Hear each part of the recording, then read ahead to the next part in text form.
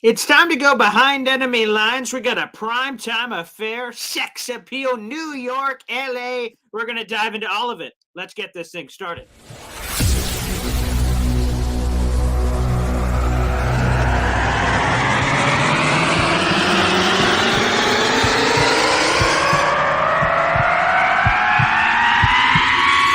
Zoinks!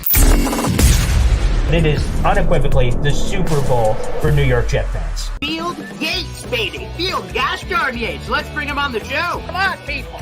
Connor Rogers is joining the show. What's up, Connor? But Trevor gosh darn Sycamore, baby, for me, personally, my favorite New York Jet of all time. Wow, it's great to be on. What an intro that was right there. Paul, nobody does an intro like you, man.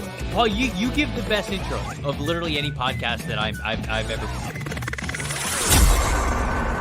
I'm gonna lose my gosh darn bananas.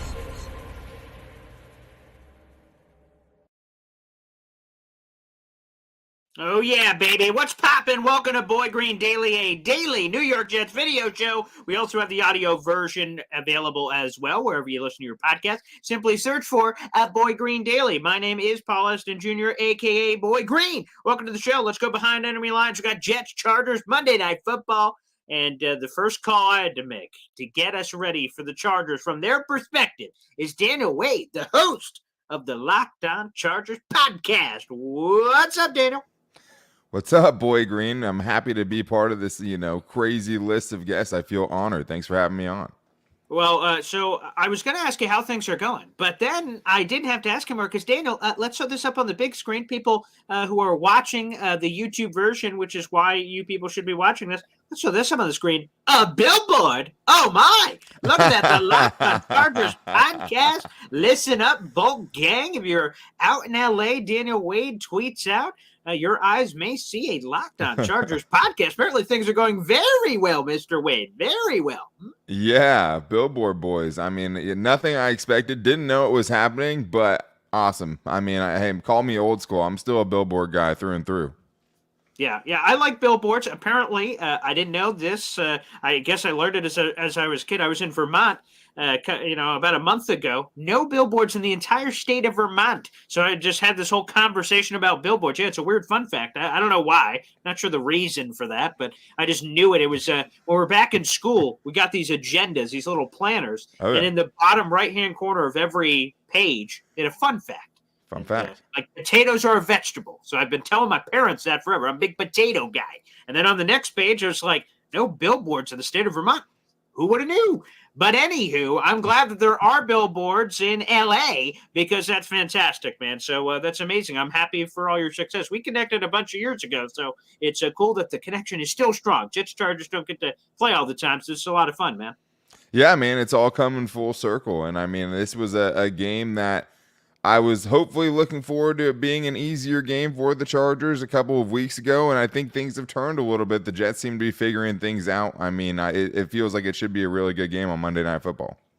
We can only hope. And recently, I'm going to be honest, I just have to reveal the facts. The Chargers have been giving the Jets the business. The Chargers have won 4 in a row against the New York Jets in this series. And again, they don't play very often. The Jets have not beaten the Chargers. They've beaten us so bad that they've switched cities. Like, it just got boring. So they switched somewhere else to beat us again. In the middle of this streak, we've lost both to the San Diego and LA Chargers. I mean, how much worse could it get? So we haven't beaten the Chargers since 2011. But nonetheless, I always look at this team, Daniel, and obviously from afar on the opposite coast, and I've loved the Chargers. The powder blue uniforms are beautiful. Again, if you're watching the YouTube version, you have that beautiful Antonio Gates jersey behind you. And I remember those teams, and that's the great robbery for me of all that talent. Darren Sproles, LaDainian Tomlinson, Phillip Rivers, Vincent Jackson, Antonio Cromartie, Sean Lights Out Merriman, baby. I love all those teams, and I feel in a way that I wanted that team to win a championship because that would have brought it full circle. I'm sure Chargers fans feel the same way. And I look at this current version. Fast forward, I'm an old man, so fast forward some years later to the now, and they're oozing with talent once again, but when I look at the record, it doesn't equate to the talent. Is this Chargers just history repeating itself here, or what is the story here, Daniel? Yeah, I mean, I definitely yearn for. I mean, I guess it's like what 15 years ago now, Paul. We're talking, Yeah. the Phillip Rivers, LT days, and I guess the winning streak. Maybe that's the curse of LaDainian Tomlinson since he left the Chargers to go to the Jets for the end of his career. I mean, look, man, the Chargers are always the on paper team. Mike, we go through it every offseason. They're always the team that makes some moves. They look great. This is the year they could take the AFC West. This is the year that they could take the Chiefs. And then things obviously unravel. And it feels like this is, just regularly scheduled programming. But this team in particular, I think the big part of it is just the inability to beat good teams. I mean, that's really what it is. I mean, if you go back to the start of the 2022 season, look at the good wins the Chargers have. They probably have one. Like, it's probably the Dolphins last year when they kind of dismantled the hot Mike McDaniel offense and kind of dismantled that team on prime time. Like, that was the one win since the start of the 2022 season against a playoff team, against a team you could actually argue is a good team. They had to at that point. They were playing pretty well, but like a total inability to beat good teams. So when you look at their 3-4 record, I mean, the one that hurts the most is the Titans, because the Titans obviously aren't a great team. But then you see, lost to the Dolphins, lost to the Chiefs, lost to the Cowboys. And that has been this team's Achilles heel for sure. I mean, not living up to expectations and just the inability to beat good teams. And what do you think is, if you can, I mean, maybe if you can, I guess they'd hired you as the head coach, I guess, but the commonality in the fact that they haven't, is it coaching? Is it just, again, people, and I've mentioned this to someone in passing who said, oh, Jets Chargers, Monday Night Football. What do you think, Bo? And I'm just like, there's these stigmas around the Jets. It's same old Jets. That's what fans bring up if bad times hit. And then the other one I hear on the opposite coast is Chargers always Charger. And I imagine that's pretty annoying to fans out there. But is it simply that?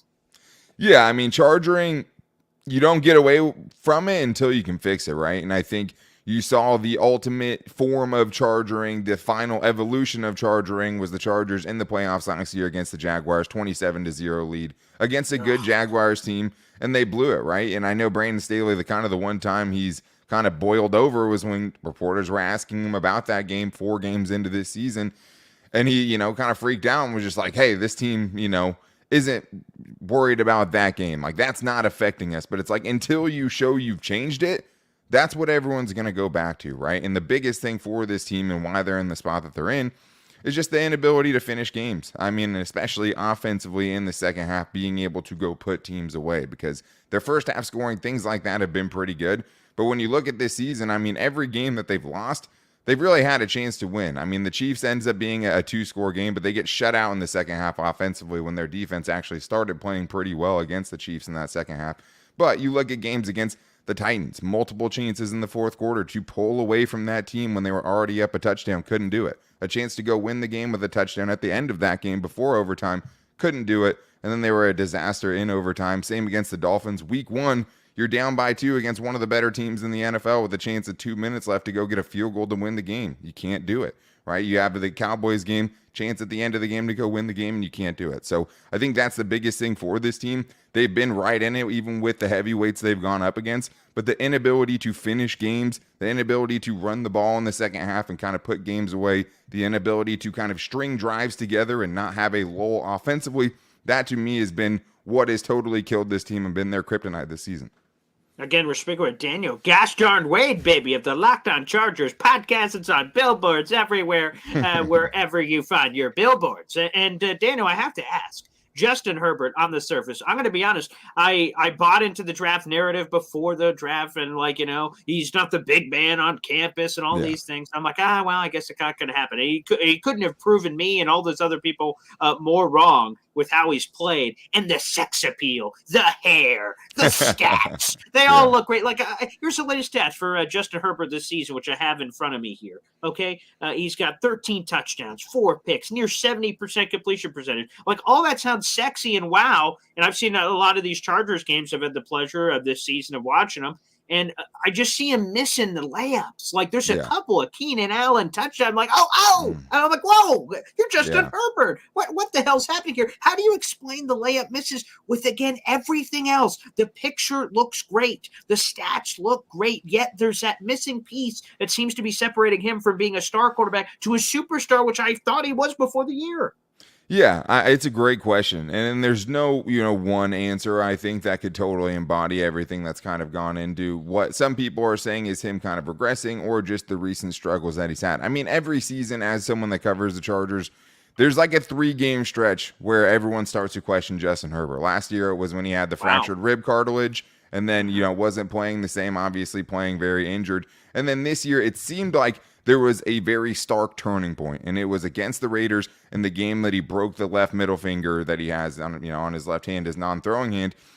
But I think it's more than just that, though. Like, the comfort level there has gotten better week by week. I mean, the game you're talking about, I think, is probably the Cowboys game where he had Keenan Allen twice on double moves, just totally airmailed the throws. And, like, that is just totally foreign territory for people who have watched Justin Herbert, because those have been layups for him, right? So it's like, you can't really explain it away and just say, hey, his finger is broken. But I think there's a lot of things kind of pushing and pulling on him. I think the one thing is trying to get rid of the bad habits that were formed under former offensive coordinator Joe Lombardi, because this is his 3rd offensive coordinator in his 4th season.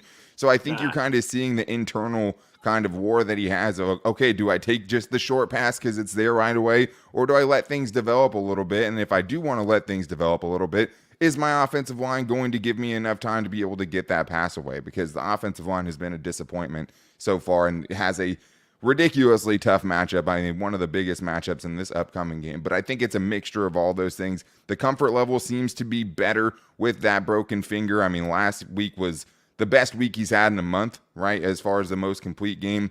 Team kind of let him down in the second half, but he's starting to look more like that guy we know he is. And they're going to need every bit of it on Monday Night Football.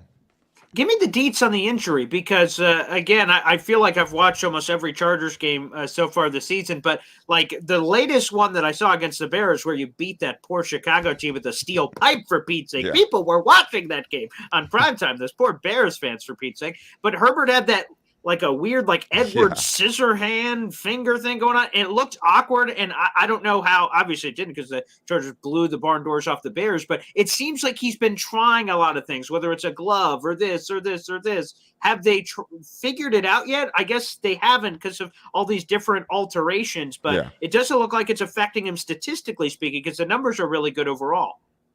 Yeah, I mean, I think statistically in the games before the last game against the Bears, I mean, I don't think he put up, his kind of level of numbers against the Chiefs or against the Cowboys, who both have really good defenses anyways, right? So it's kind of hard to parse there what is, because of what. But I think, I mean, they definitely haven't figured it out yet. I mean, in this last game, he definitely looked more comfortable, but, like, seeing what he had, like, on his finger, like, felt like it shouldn't be shown on TV. Like, it's like, put the kids away before you're going to show that thing. Like, I don't know what was going on there. I mean, the first game, they tried to take a 2X glove, but then stitch a 3X middle finger from a different glove onto the glove to try to get it, where it needed to be. And it ripped off in the first quarter. And then they, were sent scrambling again. I don't get it. Like, it seems pretty straightforward. Like, it feels like something that shouldn't be as hard to kind of figure out as it has been. But yeah, I mean, I think the hope is just that, hey, avoid making it any worse, right? Avoid re-injuring it and hope week by week it gets a little better, which is what he said. He said every week it heals a little bit more. I mean, we've seen people, Matthew Stafford years ago was playing with a broken finger on his throwing hand, right? And still found a way to put up some big numbers. So, like, it is weird that you've seen him hand the ball off with the opposite hand, which just looks totally unnatural at times. He wasn't doing that last week. He's not taking any snaps under center. He tried one last week, and they immediately aborted it. So it's hard to say it's not affecting him, and it's hard to say that they've actually figured out the best way to kind of send him into the game, because obviously he's not missing time because of it. Another one, Austin Ekeler. So he was banged up and was MIA, and then he popped. And I got to be honest, you look back to Austin Ekeler, who's been a beast, obviously, an affinity for the end zone. He's just so talented, running the ball, catching the ball into the backfield. Did he find it last week? Where's he on the health scale? 100%, 80%, 50%? Where are we at with Ekeler here? Because he's dynamic. Yeah, I mean, I think he's probably somewhere around 90% plus. I mean, there might have been a moment in the last game where he got shook up a little bit, so we'll see kind of what the practice reports look like this week if he kind of re-aggravated anything. But I think you could see that most of kind of the dynamic ability of him was there last week. And I think the biggest thing that clicked for the Chargers and the way they kind of flipped the script was getting him involved in the passing game, man. Like, Austin Ekeler is a good running back if you want to use him in the traditional sense, and run him between the tackles and run him off tackle, all those things.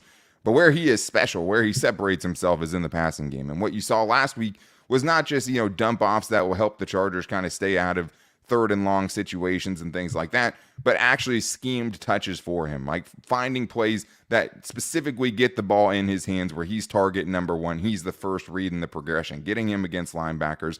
And every time he caught the ball, he made someone miss. He has a screen pass that goes for a big touchdown in that game. But that was the big difference to me. He looked like he was pretty close to all the way back last week, but the main difference was the Chargers finding a way to get him involved in the passing game. He had 9 catches over the first 3 games that he played. He was kind of a non-factor in the passing game. Now we're actually seeing them, okay, hey, we have one of the best receiving running backs in the league. Let's kind of use him that way.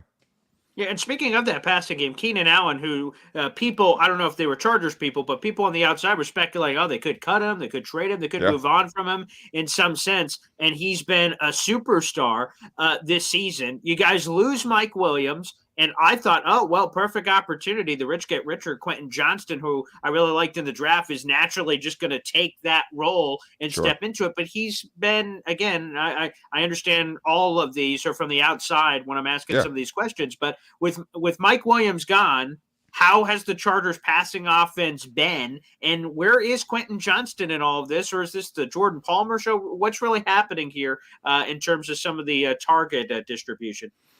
Yeah, it's a great question because, especially when you're seeing what some of the other, rookie wide receivers have done, the Zay Flowers of the world, the Puka Nakuas, all of Jordan these guys. Addison. Jordan Addison going nuts in prime time.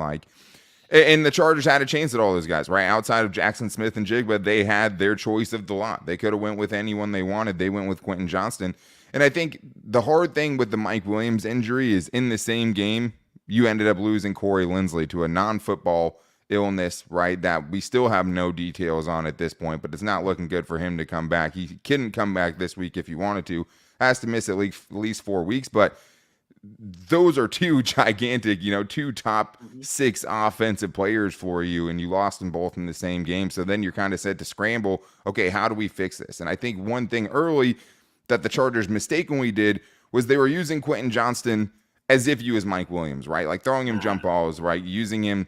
And a lot of it was just decoy stuff too, just using him as a field stretcher, not using him as primary reads in a progression for Justin Herbert. And I think they failed to really get him involved until last week. Last week was easily the best they've tried to use Quentin Johnston. Should have had 6 catches and a touchdown, ends up with 5 catches. But in that game, you saw why you need to get into the ball. There's a crossing route in the game where he catches it well short of the sticks, immediately makes 2 guys miss, and then gets a first down as he's dragging a couple defenders with him. Then also later in the game against the Bears' best corner, Jalen Johnson, has kind of a back shoulder throw where he makes a contested catch, which is not what he was known for in his TCU days.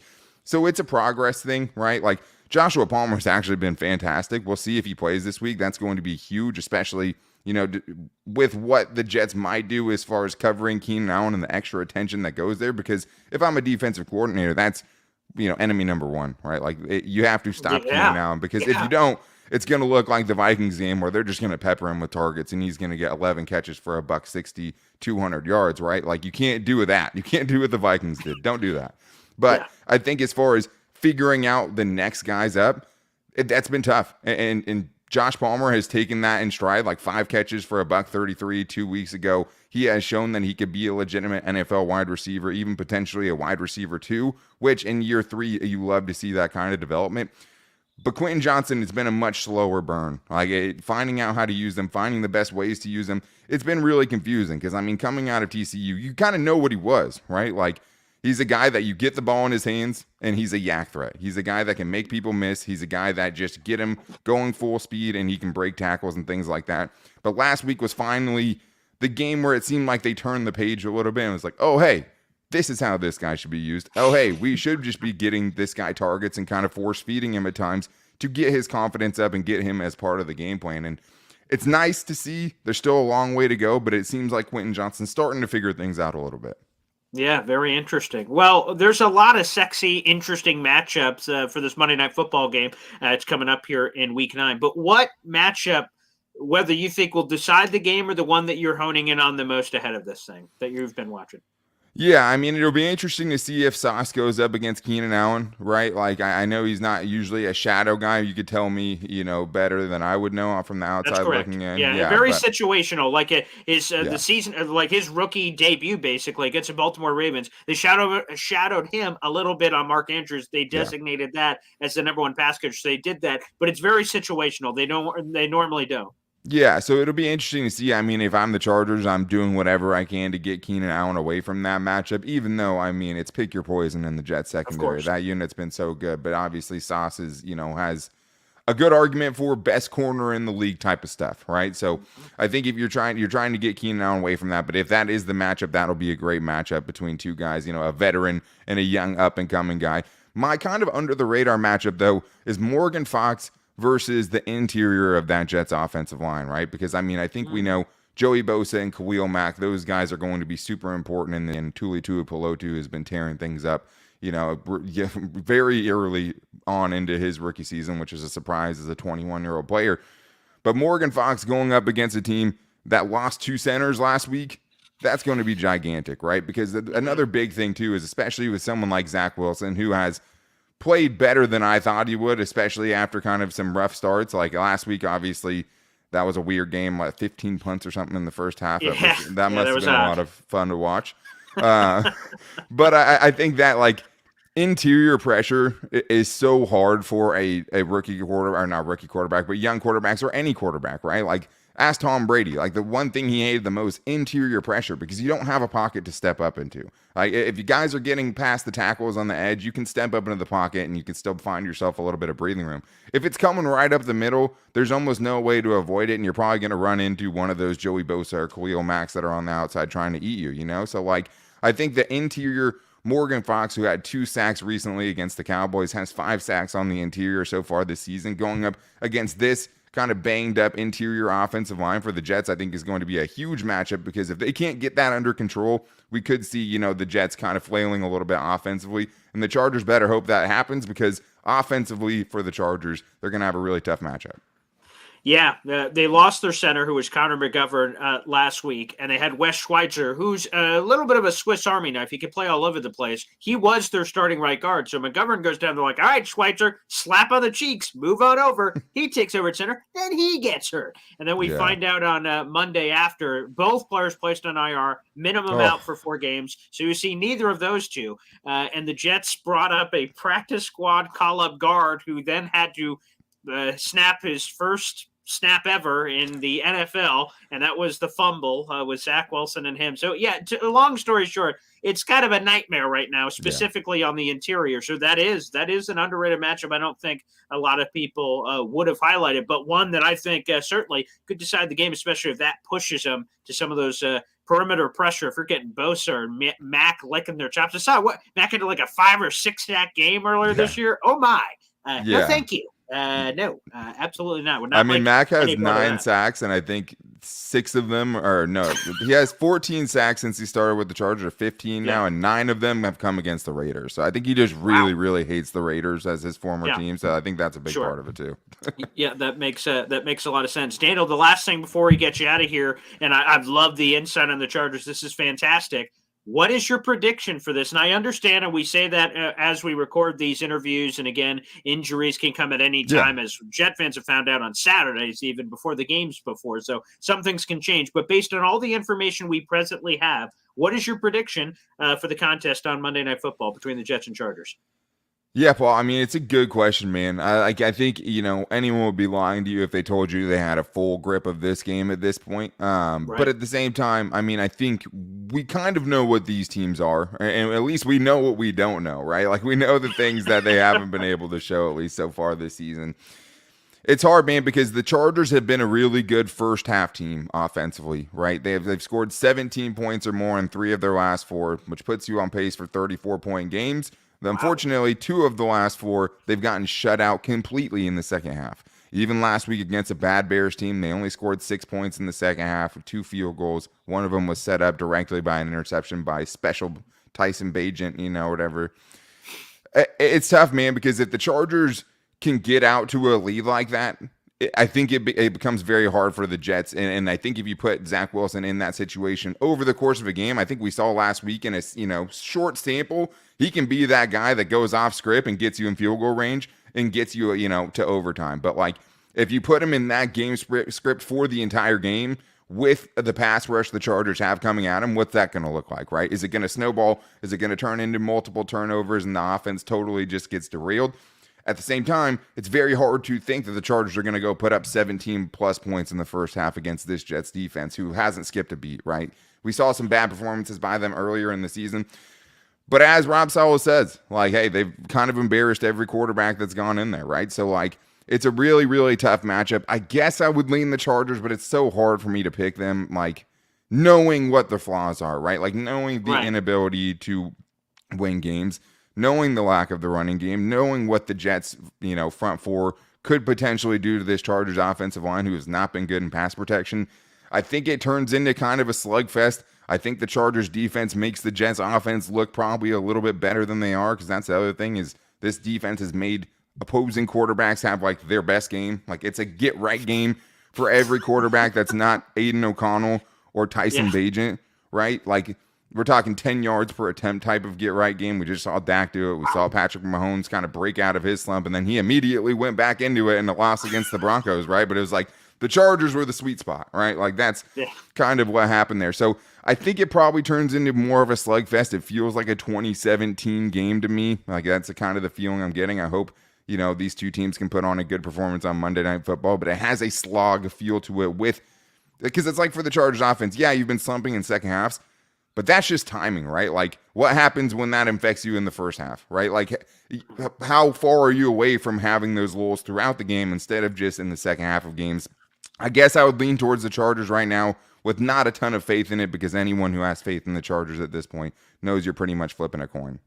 That's an interesting statistic, though, in the second half. The Jets, through 9 weeks of the season, 1 week, obviously, or through 8 weeks, rather, as they're heading into week 9, and one of those weeks is a bye. The Jets have only allowed 2 touchdowns in all of second halves of the entire season. So they've been very good, and to hear the Chargers have been very poor. But that's the recipe, though. In week 4, the Jets-Chiefs game, the Chiefs quickly got on top of the Jets 17-0 with a lot of bumbling mistakes.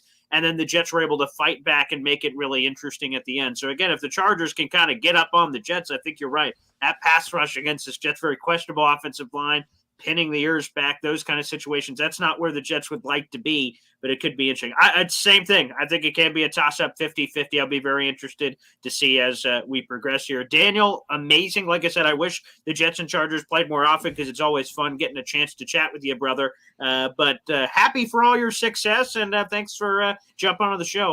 All the fans really appreciate it, man. Hey, Boy Green, you're the best, man. I really appreciate you having me on. Happy to come on anytime, bro. Let me know. All right, will do. Should be a fun game on Monday Night Football. Thanks, everybody, for tuning in. We'll see you tomorrow morning, bright and early, for Boy Green Daily at 7:30.